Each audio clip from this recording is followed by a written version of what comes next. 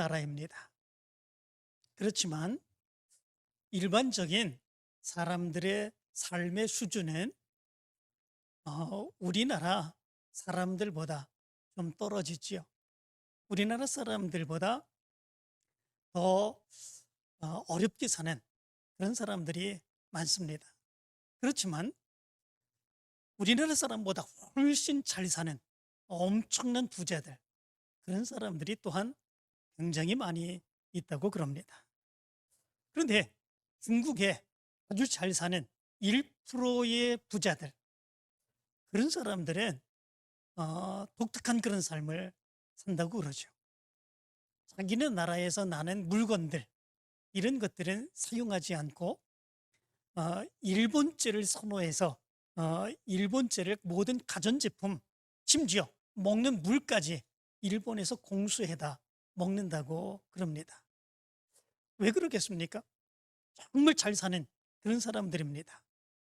그런데 왜 자기 나라에서 나는 그런 것들을 먹지 않고, 우리나라는 신토부리 그렇게 얘기하지 않습니까? 그래서 우리나라에서 난 것들, 그런 것들이 훨씬 더 좋다 얘기하면서 사용을 하고 있는데, 중국 사람들은 그러하지 않다고 그러지. 특별히 상위 1%층에서는 더욱더 그러지 않는다고 그럽니다.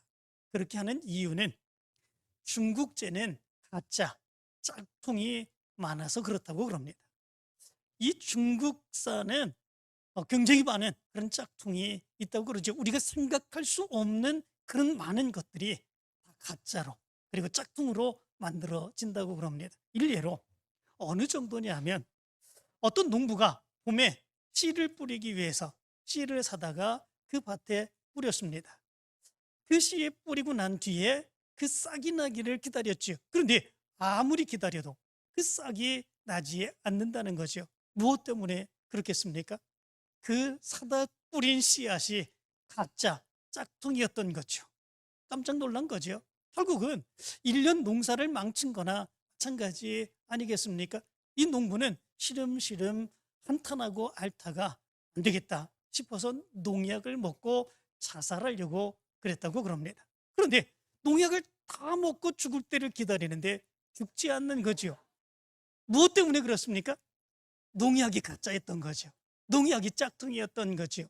그렇기에 이 중국산은 이렇게 많은 가짜 짝퉁이 있다고 그럽니다. 그래서 최상위층 1%의 부자들은 자기네서 나라에서 난 그런 것들은 먹지 않고 사용하지 않는 이런 모습들이 있다고 그럽니다.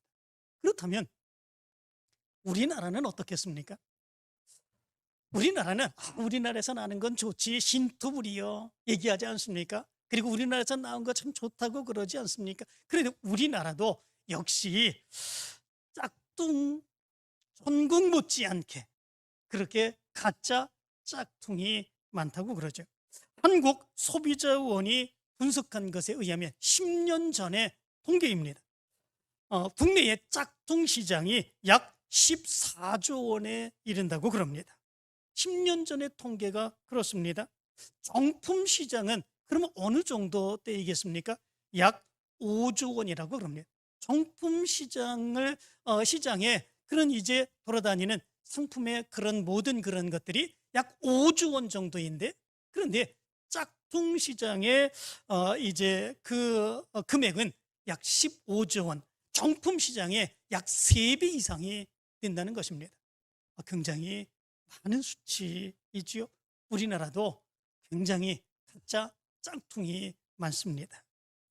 고신일 목사님이라고 하는 그 목사님이 있는데, 이 목사님이 이런 책을 썼습니다.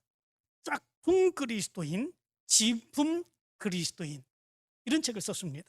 그런데 그 책에 보면 신앙에도 짝퉁이 있고 그리스도인들 가운데서도 짝퉁 그리스도인이 있다, 이렇게 얘기를 했습니다. 존 웨슬리 목사님이 사역하던 그때는 어떻습니까? 우리 감리교도들이 정말로 신실하게 인정받았던 바로 그 시대 아니겠습니까? 특별히 정말 산업화 시대였던 바로 그 시대 속에서, 정말 무너지던 그 엄청난 어려운 그 영국 시대 속에서 우리 감리교회가 그 시대를 일으키고 그리고 발전을 도모하는 그런 중추적인 역사를 감당했던 시대, 그때가 바로 존 위슬리가 우리 감리교를 일으켰던 바로 그 시대였습니다. 그때에 감리교인이 되려면 보통 힘들지 않았습니다.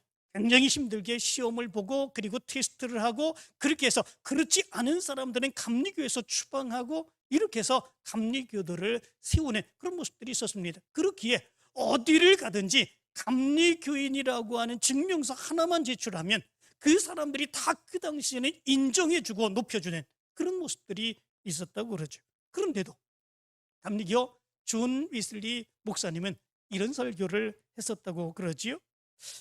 The almost Christian, 거의 그리스도인, 이런 그리스도인이 되지 말라, 이런 설교를 했었다고 그럽니다. 그 시대 속에서도 철저히 검증하고 철저히 신뢰받는 감리교도들인데도 불구하고, 그럼에도 불구하고 The almost Christian, 그런 크리스찬, 거의 크리스찬, 이런 크리스찬이 되어서는 안 된다, 이런 설교를 했었다고 그럽니다. 그런데 오늘 설교 말씀 가운데도, 본문 말씀 가운데도 보면 예수님께서도 그런 말씀을 해주고 있는 것을 보게 됩니다. 당시에 예수님을 따르던 사람들이 많이 있었습니다. 수많은 사람들이 예수님을 따랐지요. 그 중에는 예수님의 소문을 듣고 예수님으로 인하여 무엇인가를 얻기를 원하며 예수님을 따랐던 많은 무리들이 있었습니다. 뿐만 아니라 바리새인들, 서기관들, 이런 사람들, 이 사람들은 예수님을 따르기는 했지만 예수님을 따르며 예수님이 제자 되기를 원하고 예수님의 뜻을 이루기를 원하며 예수님과 함께 그 사역을 감당하기 위하여 예수님을 따른 것이 아니었습니다. 뭔가 예수님으로 인하여 꼬투리를 잡고자 했었고, 그리고 예수님을 비난하고자 하는 그런 모습 가운데 예수님을 따랐던 그런 모습들이 있었습니다. 오늘 성경 말씀, 그 위의 말씀 가운데 보면 예수님께서는 큰 역사를 일으키셨죠. 귀신 들려 눈 멀고 말 못하는 사람을 예수님께서 고쳐주십니다. 그 모습을 보면서 이 바리새인들, 서기관들이 이렇게 얘기합니다. 이가 귀신의 왕 바알세불을 힘입지 않고는 귀신을 쫓아내지 못하느니라, 이렇게 얘기를 합니다. 예수님이 바로 그 귀신을 쫓아내주고 그를 고쳐주신 것, 그것이 귀신의 왕 바알세불을 의지해서 그렇게 하는 것이다, 그런 것을 보면서 예수님이 비난하는 그런 모습들이 있었죠. 그렇다고 해서 예수님의 제자들은 어떻습니까? 철저하게 신뢰받는 모습으로 예수님을 따른 것이 아니었습니다. 그들의 마음속에도 또 다른 욕심을 가지고 예수님을 따르는 이런 모습들이 있었죠. 그런데 그런 사람들을 향하여 예수님께서 오늘 이런 말씀을 하십니다. 나와 함께 아니하는 자는 나를 반대하는 자요, 나와 함께 모으지 아니하는 자는 해치는 자니라, 이렇게 말씀합니다. 예수님과 함께하지 않는 사람은 예수님의 반대자다, 예수님은 그렇게 말씀을 합니다. 더 적극적으로 예수님의 일에 함께 참여하지 않는 사람, 그런 사람들은 예수님을, 그 사역을 해치는 사람들이다, 이렇게 말합니다. 이 해친다고 하는 말은 스코르피조라고 하는 말입니다. 이 말은 분산시킨다라고 하는 의미를 가지고 있습니다. 다시 말하면 예수님의 일을, 예수님을 따라다니며 예수님을 적극적으로 협력하며 돕는 그런 모습들이 아니라 오히려 예수님을 방해하는, 예수님의 사역을 방해하는 그런 사람들이다, 이렇게 말씀해 주고 있습니다. 나와 함께 아니하는 자는 나의 반대자들이고, 그리고 나와 함께 모으지 않는 사람들, 이런 사람들은 내가 행하는 사역을 방해하는 그런 사람들이다, 예수님이 이렇게 말씀합니다. 그런데 다른 말씀 가운데서 보면은 예수님은 이렇게 말씀하지 않으셨습니다. 오히려 다른 말씀을 보고 이 본문의 말씀을 보면 좀 모순되고 좀 상충되는 이런 모습들이 있는 것 같기도 합니다. 특별히 마가복음 9장 38절부터 40절까지의 말씀을 보면 예수님이 이렇게 말씀합니다. 요한이 예수께 여짜오되 선생님, 우리를 따르지 않는 어떤 자가 주의 이름으로 귀신을 내쫓는 것을 우리가 보고 우리를 따르지 아니함으로 금하였나이다. 예수께서 이르시되 금하지 말라. 내 이름을 의탁하여 능한 일을 행하고 즉시로 나를 비방할 자가 없느니라. 우리를 반대하지 않는 자는 우리를 위하는 자니라, 이렇게 말합니다. 동일한 내용의 말씀이지만 누가복음 9장 49절부터 50절까지의 말씀 보면 이렇게 말하죠. 요한이 여짜오되 주여 어떤 사람이 주의 이름으로 귀신을 내쫓는 것을 우리가 보고 우리와 함께 따르지 아니함으로 금하였나이다. 예수께서 이르시되 금하지 말라. 너희를 반대하지 않는 자는 너희를 위하는 자니라 하시니라. 이렇게 말씀합니다. 예수님을 따르지는 않습니다. 그렇지만 예수님이 행하시는 그 놀라운 능력, 권세 이런 것들을 보면서 예수님의 이름을 사용하면 나에게도 놀라운 역사가 일어나겠지 생각하며 예수님의 이름을 이용하여서 자기의 이득의 도구로 삼게 되는 이런 모습들이 있게 되었다라고 하는 거죠. 제자들이 그것을 보고 가만히 있겠습니까? 예수님을 따르지 않으면서도 예수님의 이름을 이용해서 자기의 이익을 추구하는 이런 사람들이기 때문에 그렇죠. 그렇게 제자들이 금했던 거지요. 그렇지만 예수님께서는 오히려 그런 것에 대해서 금하지 말라 이렇게 말씀해 주고 있습니다. 그리고 우리를 반대하지 않는 자는 우리를 위한 자니라. 너희를 반대하지 않는 자는 너희를 위하는 자니라. 예수님께서 이렇게 말씀합니다.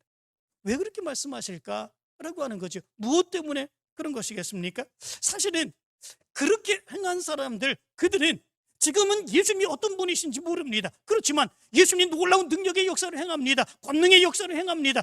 예수 그리스도의 이름으로 나도 그렇게 행하면 그런 역사를 일으키지 않을까, 나에게 좀 이익이 되지 않을까, 그렇게 해서 예수를 이용하는 모습들이 있습니다. 그렇지만 저들이 예수님을 바르게 깨닫게 되는 그런 모습들이 있게 되면 어떻게 되겠습니까? 예수님을 이용하려고 하는 그것이 아니라 이제는 전적으로 예수님을 사모하고 예수님의 사역을 감당하는 그런 사람들이 될 수 있다라고 하는 거죠. 그렇기 때문에 예수님께서는 그것을 반대하고 그리고 금하지 말라 이렇게 말씀해 주고 있는 것을 보게 됩니다. 그런데 오늘 말씀에서는 그것과 전혀 다른 그런 말씀을 하고 있지 않습니까? 나와 함께 아니하는 자는 나를 반대하는 자요, 나와 함께 모으지 아니하는 자는 해치는 자니라. 어떤 사람들입니까? 지금 이 사람들은 예수님을 따르고 있는 사람들입니다. 수많은 사람들이, 무리들이 예수님을 따르고 있습니다. 제자들이 따르고 있습니다. 바리새인들 비난하기를 원하지만 예수님을 지금 따르고 있습니다. 그런 사람들을 향하여 예수님께서는 말씀을 합니다. 나와 함께 아니하는 자는 나를 반대하는 자요, 나와 함께 모으지 아니하는 자는 해치는 자니. 왜 예수님이 이렇게 말씀하셨을까라고 하는 거죠. 조금 전에 말씀드린 그 말씀은 예수님의 이름을 이용하여서 자기 이익을 도구로 삼는 그런 사람들인데, 그런 것들을 금하지 말라고 하고 반대하지 않는 사람들은 너희의 유익을 위한 사람들이다 이렇게 말씀을 하시면서 오히려 예수님을 따르고 있는 그 사람들을 향하여 이렇게 얘기하고 있는 이런 모습들이 있을까라고 하는 거죠. 무엇 때문에 그러겠습니까? 지금 이 사람들이 어떤 사람들인지 우리가 알면 예수님이 왜 이렇게 얘기하시는구나 라고 하는 것을 분명하게 알 수 있게 됩니다. 예수님을 따르는 그런 사람 중에 바리새인들, 이 사람들은 어떤 사람들이었습니까? 예수님을 지금 따르고 있기는 하지만, 예수님과 지금 함께하며 예수님이 행하는 역사들, 예수님의 말씀을 듣고 있기는 하지만 애초부터 사실은 이 사람들은 예수님을 믿고자 하는 그런 의도가 없죠. 예수님을 따르고자 하는 그런 의도가 없죠. 왜 따르고 있는 것입니까? 예수님을 따르면서 예수님에게 뭔가 흉잡을 것이 있는가, 꼬투리 잡을 것이 있는가, 비난할 것이 있는가, 그리해서 예수님을 무너뜨리게 하고 그리고 모욕당하게 할 수 있는 그런 일들이 있는가라고 하는 것, 이런 것들을 찾기 위해서 예수님을 따르는 이런 모습들이 있게 되는 거죠. 바로 그 위에 말씀 가운데 보면은 안식일 논쟁이 있습니다. 안식일 논쟁에서 예수님과 그 논쟁하는 중에 이들은 할 말이 없어지게 되죠. 그러자 이들은 모여서 이런 이야기를 합니다. 어떻게 하여 예수를 죽일까? 이렇게 의논합니다. 그들은 예수님과 이야기를 통해서 예수님 앞에서 할 말이 없습니다. 그러니까 이제 예수를 죽이자라고 하는 논의를 하고 있는 이런 모습들이 그들의 모습 가운데 있다라고 하는 거죠. 예수님께서 귀신 들려서 말 못하는 사람, 눈 먼 사람, 이 사람을 고쳐주자. 뭐라고 얘기를 합니까? 이가 귀신의 왕 바알세불을 힘입지 않고는 귀신을 쫓아내지 못하느니라, 이렇게 얘기를 합니다. 예수님이 그렇게 한 것, 귀신의 왕 바알세불의 힘에 의지해서 바로 그렇게 한 것이다. 오히려 예수님이 더 나쁜 사람이다. 귀신의 왕의 힘을 의지해서 행하는 더 나쁜 사람이다, 그렇게 비난하는 그런 모습들이 있었던 거죠. 그들은 예수님을 따라다니지만 예수님과 함께하는 사람은 아닙니다. 예수님을 반대하는 사람들이고, 그리고 예수님이 행하시는 사역을 방해하는 그런 사람들이었던 거죠. 그러면 무리들은 어떤 사람들이었습니까? 사실은 그들은 예수님이 행하는 그런 일들을 보면서 놀랍게 여기는 그런 모습들이 있었습니다. 예수님이 행한 그런 사역, 귀신 들려서 귀머거리 되고 눈먼 사람, 그 사람을 예수님이 고쳐주게 됩니다. 그때에 그들은 놀라며 이렇게 얘기합니다. 이는 다윗의 자손이 아니냐, 이렇게 얘기를 합니다. 다시 말하면 하나님이 이스라엘 백성들을 위해서 보내주신 메시아가 바로 이분이 아니냐, 그들은 놀랍게 여기며 그렇게 이야기를 합니다. 그렇지만 그들의 모습 가운데서는 언제든지 예수님을 비판하고 예수님을 배반하는 그런 사람으로 바뀌어지게 되는 이런 모습들이 나타나게 되는 그런 모습들이 있게 됩니다. 평소에는 예수님을 쫓아다닙니다. 그리고 예수님을 따라다니며 예수님이 행한 일들을 보면서 마음껏 예수님을 칭찬합니다. 그리고 예수님이 행하신 일들을 보면 놀랍게 여기는 그런 모습들이 있습니다. 이분이 혹시 하나님이 보내신 메시아가 아닐까, 그렇게 생각을 합니다. 그렇지만 그들이 요구하는 것대로 행하지 아니하게 되자 순식간에 그들의 마음이 변하여 예수를 죽이라고 소리치는 이런 모습들이 있죠. 빌라도 법정에서 그랬지 않았습니까? 빌라도가 밀란과 살인으로 말미암아 옥에 갇힌 사람 바라바와 예수, 그 둘 중에 누구를 너에게 놓아주기를 원하느냐, 이렇게 묻습니다. 그래서 그 무리들이 바라바를 놓아달라고 얘기하지 않습니까? 그러면 그리스도라 하는 예수를 내가 어떻게 하랴, 이렇게 묻습니다. 그러자 그들이 다 십자가에 못 박혀야 하겠나이다, 그렇게 얘기를 합니다. 그들 중에 한 사람도 어떻게 예수님을 십자가에 못 박으라고 할 수 있느냐, 어떻게 예수님을 처형하라고 얘기할 수 있느냐, 반대하는 사람이 없었습니다. 그 모든 사람들, 그 무리들이 다 같이 바로 예수를 십자가에 못 박으라고 소리치는 그런 모습들이 있었습니다. 어찌미냐, 무슨 악한 일을 하였느냐, 그러자 더욱 크게 소리 지르며 십자가에 못 박혀야 하겠나이다, 그렇게 얘기를 했습니다. 잘못한 게 없습니다. 그들에게 원수질 만한 일을 예수님이 행하신 일이 없습니다. 그렇지만 자기네들이 원하는 대로 해주지 않았습니다. 그렇기에 바로 그 무리들은 그들의 마음이 순식간에 변하며 예수님을 십자가에 못 박으라고 그렇게 소리치는 그런 모습들이 있었습니다. 처음에는 예수님을 따르는 자 같았습니다. 그러나 그들의 이익과 그들의 목적을 따른 거죠. 결국은 그들의 요구대로 예수님이 행하시지 아니하자 모두 예수님의 반대편에 섰습니다. 예수님의 행하시는 그런 일의 방해자가 되는 이런 모습들이 있게 되었습니다. 그들이 바로 무리들이었습니다. 이런 모습은 예수님의 사역에서 굉장히 중요한 그런 모습들이 있었던 거죠. 왜냐하면 지금 예수님이 행하시는 일이 무엇입니까? 많은 사람들을 구원하시고자 하시는 그런 모습들이 있는 거 아니겠습니까? 예수님이 행하시는 그러한 일, 많은 능력을 행합니다. 많은 질병을 고칩니다. 귀신을 내쫓습니다. 죽은 사람을 고치는 그런 일을 행하십니다. 그런 일을 행하시는 궁극적인 목적이 무엇입니까? 그것은 많은 죽어져가는 죄로 죽은 그 사람들의 생명을 구원하시고자 하시는 바로 그 모습이 예수님의 사역이었습니다. 그런데 예수님을 따른다고 하는 그런 사람들의 모습 가운데서는 전혀 그런 모습들이 나타나지 않습니다. 지금은 잠잠하지만, 지금은 아무 얘기도 하지 아니하지만 그들의 모습을 보니까 그들은 예수님을 배반할 자들입니다. 그들은 예수님의 사역을 방해하는 그런 일을 행할 그런 사람들입니다. 그렇기에 예수님께서는 바로 그들을 향하여 분명하게 말씀을 하신 거지요. 철저하게 예수님을 따르지 아니하면, 철저하게 분명하게 결단하고 예수님을 따르지 아니하게 되면 결국 예수님을 방해하고 예수님의 사역을 무너뜨린 그런 사람들이 될 수밖에 없다. 예수님은 그렇게 말씀하고 있는 것을 보게 됩니다. 1960년부터 1975년까지 약 15년 동안 베트남 전쟁이 있었습니다. 이때에 미국은 엄청난 그런 물자, 무기, 군사들을 동원해서 그 전쟁을 이끌어갔죠. 우리나라도 마찬가지로 이 전쟁에 함께 동참을 했습니다.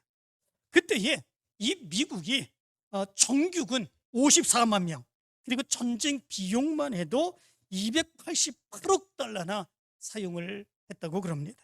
우리나라도 이 미국의 요청에 의해서 많은 그런 군인들을 파견하고 물자를 보내주었죠. 해병 청룡부대, 육군 맹호부대, 그리고 백마부대, 이런 군인들을 보내서 전쟁에 동참을 했습니다. 우리나라가 보낸 그 군인들의 숫자가 4만 8천 명이었다고 그럽니다. 그리고 많은 사람들이 이 전쟁에서 죽는 그런 모습들, 그리고 다치는 모습들이 있었죠. 그런데 그럼에도 불구하고 1975년 4월 사이공이 함락됨으로 인하여 미국은 이 베트남 전쟁에서 완전히 패배하고 철수하게 되는 이런 모습들이 있게 됩니다. 어떻게 그런 일이 일어날 수 있겠습니까? 이 베트남보다 미국이 보낸 물자가, 무기가, 그리고 병력이 적었기 때문에 그렇습니까? 아닙니다. 그렇지 않습니다. 이 베트남보다도 압도적인 그런 이제 물자, 그리고 압도적인 병력, 그리고 압도적인 무기를 보내서 이 전쟁에 임하여 싸웠습니다. 무려 15년간 이 베트남과 전쟁을 했습니다. 그런데 그런 압도적인 그런 거 이제 물자, 무기, 그리고 병력 이런 것들로 싸웠는데 왜 그들이 졌을까라고 하는 거죠. 무엇 때문에 그런 것이겠습니까? 가장 중요한 패망의 원인이 있답니다. 그것이 무엇이겠습니까? 물자가 부족한 것이 아닙니다. 무기가 부족한 것이 아닙니다. 군사들이 부족한 것이 아닙니다. 그들을 돕는다고 했었던 베트콩, 이들이 문제였었다는 거죠. 이들은 낮에는 미군을 돕는 그런 사람들이었습니다. 미군 군사 기지에 들어와서 미군을 돕습니다. 그런데 밤에는 그렇지 않습니다. 밤에는 완전히 적으로 변하게 되는 그런 모습들이 있게 되죠. 그리고 이제 미군들을 밤에 공격하고 죽이고, 그리고 그 진지를 무너뜨리는 이런 모습들이 있게 되었다고 그러죠. 베트남에 갔는데 그 밑으로 뚫린 그런 지하 굴들이 얼마나 많이 있는지 모릅니다. 밤에는 어디서 나오는지 모르게 순식간에 나와가지고 미군을 죽이는 이런 모습들이 나타나게 되었던 거죠. 그것에 당해낼 재주가 없었습니다. 미군들은 분노했지요. 그 분노한 모습 가운데서 완전히 쓸어버리고자 했습니다. 그래서 어떤 경우에는 민간인 마을들 완전하게 불질러 버리는 그런 모습들이 있었다고 그럽니다. 그리고 미국 진지 근처에는 엄청난 제초제를 다 뿌려가지고 이 풀과 나무들을 완전히 제거해버린 그런 모습들이 있었다고 그러죠. 그때 뿌린 제초제의 이름이 고엽제입니다. 이 고엽제에 대해서 그 부작용을 알지 못한 그 군인들이, 우리나라 사람들도, 우리나라 파병된 그 군인들도 그랬죠. 그것을 알지 못해서 손으로 그것을 가지고 그 옆에다가 다 뿌리고 그렇게 행하는 그런 모습들이 있었죠. 그러나 나중에 들어오고 난 뒤에 그들에게는 암이 걸리고 병에 걸리고, 그래서 엄청난 많은 사람들이 그것으로 인하여 고통받는 그런 모습들이 있었습니다. 얼마나 큰 분노가 있었으면 그 막사에 한 치도 들어오지 못하도록 그 주변의 모든 풀과 나무들을 완전하게 다 없애버리는 이런 모습들이 있었던 거지요. 그것뿐만이 아닙니다. 그 미국의 엄청난 그런 폭탄, B-52 폭격기, 지금도 G-52 폭격기가 뜨면 이 북한에선 두려워 떤다고 그러죠. 왜냐하면 엄청난 그런 폭탄을 그 B-52 폭격기 안에 담고 있기 때문에 그렇습니다. 바로 거기에서 폭탄을 떨어뜨리면 살아남을 자가 없다는 거죠. 그 B-52 폭격기를 통해서 그냥 순식간에 그 베트남 있는 그런 일대에 군사들이 있는 곳에 완전하게 다 뿌리는 그런 모습들이 있었죠. 그 정도가 어느 정도인지 융단으로 뿌리는 것 같다라고 해서 융단 폭격이라고 하는 그런 말이 나올 정도였다고 그럽니다. 대단하지 않습니까? 그 모든 마을들을 다 불태워 버립니다. 그 주변에 있는 그런 이제 모든 나무와 풀들을 다 고엽제를 통해서 다 죽여버립니다. 근처도 얼씬거리지 못하게 합니다. 그리고 하늘에서 엄청난 폭탄 가지고 융단 폭격을 행하며 하나도 살아남지 못하게 하는 그런 모습들이 있습니다. 그런데 그럼에도 불구하고 이 베트남의 전쟁에서 지게 되었습니다. 무엇 때문에 그렇습니까? 베트콩 때문이었죠. 그들은 사실은 이 미군의 동조하고 협력하는 것 했지만 원래부터 미국 편이 아니었습니다. 원래부터 미국 편이 아니었죠. 그들을 따르는 것 같지만 사실은 그들은 베트콩 편이었었고 그들이 적이었던 것이죠. 그런데 그것을 그대로 온전하게 다 이해하지 못하고 행함으로 인하여 그들에 의해서 이 엄청난 무기, 엄청난 차원을 가지고 있었던 이 미군도 완전히 피하게 되는 이런 모습들이 있게 된 것을 보게 됩니다. 우리의 신앙생활도 마찬가지입니다. 철저하게 하나님을 섬기고 철저하게 예수님을 섬기고 결단하며 예수님을 섬겨나가지 않는 그런 모습들이 있으면 우리는 순식간에 무너지게 됩니다. 세상의 유혹에 넘어가게 되고 그 모습 가운데서 예수님의 반대자가 되고 예수님의 사역의 방해자가 되는 이런 모습들이 우리의 모습이 될 수밖에 없다라고 하는 거죠. 그래서 우리 믿음의 사람들은 분명한 결단이 필요합니다.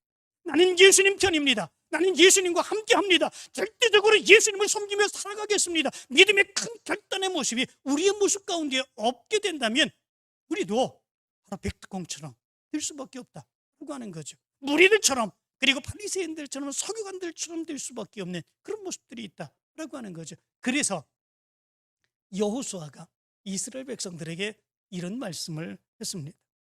여호수아서 24장 14절부터 15절까지의 말씀을 보면 그러므로 이제는 여호와를 경외하며 온전함과 진실함으로 그를 섬기라. 너희의 조상들이 강 저쪽과 애굽에서 섬기던 신들을 치워버리고 여호와만 섬기라. 만일 여호와를 섬기는 것이 너희에게 좋지 않게 보이거든 너희 조상들이 강 저쪽에서 섬기던 신들이든지 또는 너희가 거주하는 땅에 있는 아모리 족속의 신들이든지 너희가 섬길 자를 오늘 택하라.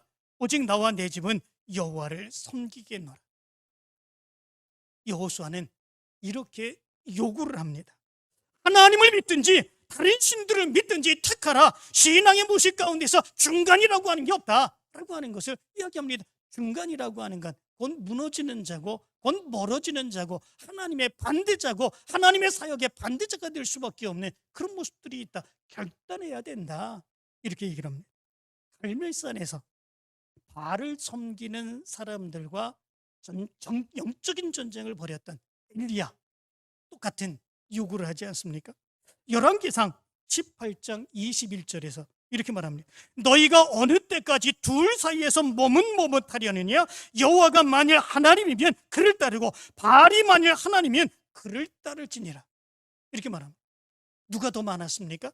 바알을 섬기는 사람들, 바알을 섬기는 제사장들이 더 많았지 않습니까? 그 모습을 보면서 백성들이 어떻게 합니까? 말 한마디도 대답하지 않았다. 이렇게 얘기합니다. 하나님 편에 있던 사람 누구뿐이었습니까? 엘리야뿐이었습니다. 그런데 하나님께서는 엘리야를 위하여 불을 내리시고 하나님이 살아계신 참신임을 보여주셨죠. 요한계시록 3장 14절부터 16절까지의 말씀을 보면 라오디기아 성도들에게 해주신 말씀이 있습니다. 특별히 15절 말씀 가운데 16절 말씀을 보면 이렇게 말합니다. 내가 네 행위를 아노니 내가 차지도 아니하고 뜨겁지도 아니하도다. 내가 차든지 뜨겁든지 하기를 원하노라. 내가 이같이 미지근하여 뜨겁지도 아니하고 차지도 아니하니 내 입에서 너를 토하여 버리리라. 이렇게 말씀을 합니다. 하지 말하면 우리의 믿음의 모습이 이것도 아니고 저것도 아니고 그런 모습들로 된다면 어떻게 되겠습니까? 신앙의 중간에 자리가 없다는 거죠. 결국은 그런 모습이면 예수님의 반대자, 예수님의 사역의 방해자가 될 수밖에 없다고 하는 사실들을 얘기해 주고 있는 것을 보게 됩니다. 예수님이 당시 예수님을 따르던 그런 많은 사람들, 바리새인들, 서기관들, 대제사장들, 수많은 무리들 그리고 제자들, 이 사람들을 보면서 얼마나 안타까웠으면 예수님이 이 말씀을 하셨을까?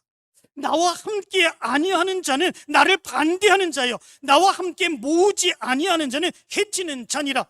내 일에 함께하고 예수님과 함께하고 결단하며 예수님을 따르기로 결단하는 그런 사람이 아니면 예수님을 반대하는 자가 될 수밖에 없다. 그리고 예수님이 행하시는 일에 동참하며 적극적으로 그 사역을 감당하지 못하는 그런 사람들은 예수님의 방해자가 될 수밖에 없다. 왜 그렇습니까?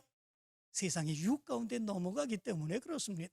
그들의 신앙의 모습은 순식간에 넘어가고 무리들처럼 그렇게 순식간에 넘어가 예수님을 십자가에 못 박으라고 소리칠 수밖에 없는 그 모습이 있기 때문에 그렇습니다. 바리새인들 보시기 바랍니다. 끊임없이 예수님을 비난할 거리만 찾지요. 무리들은 어떻습니까? 아무런 일이 없을 때는 예수님을 칭송하는 그런 모습들이 있습니다. 그러나 자기네들이 원하는 일이 되어지지 아니할 때에 예수님을 십자가에 못 박으라고 하지 않습니까? 제자들 역시 마찬가지입니다. 철저히 예수님을 따른다고 하면서도 그들의 마음속에는 그들의 욕심을 따라가지고 예수님을 따르고 있습니다. 예수님이 그들의 모습을 봤을 때 얼마나 안타까운 그런 모습들이 있었을까라고 하는 거죠. 예수님의 마음을 알아주고 예수님의 원하시는 사역에 적극적으로 동참하는 그런 사람들이 없는 예수님의 현실, 얼마나 괴롭겠습니까? 얼마나 안타까운 그런 모습들이 있겠습니까? 얼마나 그 마음이 고통스러웠겠습니까? 예수님은 모든 것을 다 내어주기를 원하며 저들을 구원하기를 원하는데, 저들과 함께 하시기를 원하는데, 예수님을 따른다고 하는 자들의 모습은 전혀 그렇지 않습니다. 결국 반대자가 되고 결국 예수님의 사역의 방해자가 되는 저들일 뿐이었습니다. 너무 안타까운 나머지 예수님은 이런 말씀을 행하고 있는 것을 보게 됩니다. 여러분들의 신앙의 모습은 어떤지 이 시간 한번 생각해 보시기를 바랍니다. 찬양 가운데에 하나님 아버지의 마음이라고 하는 찬양이 있습니다. 그 가사는 이렇습니다. 아버지, 당신의 마음이 있는 곳에 나의 마음이 있기를 원해요. 아버지, 당신의 눈물이 고인 곳에 나의 눈물이 고이기를 원해요. 아버지, 당신이 바라보는 영혼에게 나의 두 눈이 향하길 원해요. 아버지, 당신이 울고 있는 어두운 땅에 나의 두 발이 향하길 원해요. 나의 마음이 아버지의 마음 알아 내 모든 뜻 아버지의 뜻이 될 수 있기를. 나의 온 몸이 아버지의 마음 알아 내 모든 삶 당신의 삶 되기를. 예수님의 마음을 알기를 원하는 우리의 믿음, 그리고 예수님처럼 그 사역을 감당하기를 원하는 바로 그 믿음, 그 믿음이 우리의 모습 가운데 있어야 되지 않겠습니까? 이 시간에 여러분들의 신앙을 돌아보기를 원합니다. 여러분들의 신앙이 바리새인들과 같은 신앙이 되지 않기를 원합니다. 무리들과 같은 신앙이 되지 않기를 원합니다. 예수님의 마음을 알아서 예수님의 반대자가 아닌 예수님의 협력자, 예수님의 사역을 감당하는 자, 그리고 예수님의 뜻이 여러분들 통해서 이루어지며 하나님이 이루시기를 원하시는 하나님의 놀라운 역사를 이루시며 살아가는 여러분들의 삶이 되길 간절히 축원합니다.